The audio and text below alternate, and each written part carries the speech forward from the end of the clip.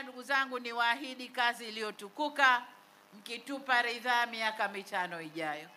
Kuna mambo tunakwenda kumaliza kabisa, kuna mambo tutaendelea kuyafanyia kazi. Mimi ni waombe tarehe 29 mwezi ujao, 29 mwezi ujao wa 10, wote Mwenyezi Mungu atuamshe salama, na wote kwa pamoja twendeni kwa pamoja. Kama ni balozi, toa watu wako twende kwa pamoja. Kama ni mkuu wa eneo, toa watu wako twende kwa pamoja. Vijana, toweni watu waende kwa pamoja. Kama kuna wagonjwa, pengine mipango ya kuwapeleka wakapige kura. Twendeni kwa pamoja tukapige kura. Kwa nini nasema hivi? Nasema hivi kwa sababu watu wengi sana wanajitokeza kwenye mikutano. Mnaweza mkafikiria Chama cha Mapinduzi kimeshinda na mkalala usingizi. Niwaombe sana, hatuko peke yetu. Uchaguzi unasimamiwa na watu wengi. Jinsi tunavyojaa kwenye mikutano, hivyo tukajae kwenye masanduku ya kura. Hivyo tukajae kule. Na hivyo ndivyo tutakavyoweza kuwaziba midomo wale ambao wana midomo kwa Tanzania. Niwaombe sana ndugu zangu, twendeni kwa pamoja tukapige kura. Tukapige kura kwa nani?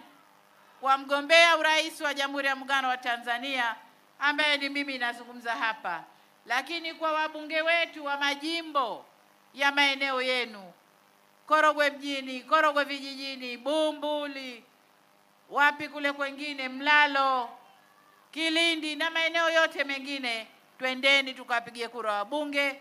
Lakini pamoja na wabunge ni madiwani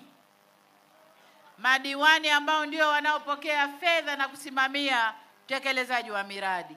Ndugu zangu, mniruhusu niwape ilani wabunge, alafu tuombe kura kwa pamoja. Kazi na utu. Haya, kazi tunayokwenda kuifanya imo kwenye ilani nilizowapa wabunge na madiwani. Wanayo kazi ambayo Chama cha Mapinduzi tumejipangia kufanya mkiturudisha miaka 5 ijayo.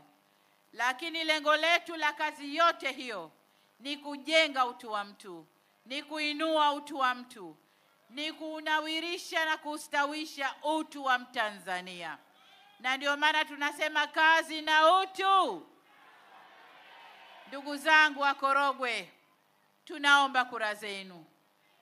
Mgombea urais wa bunge na madiwani, tunaomba kura zenu na Mungu awabariki.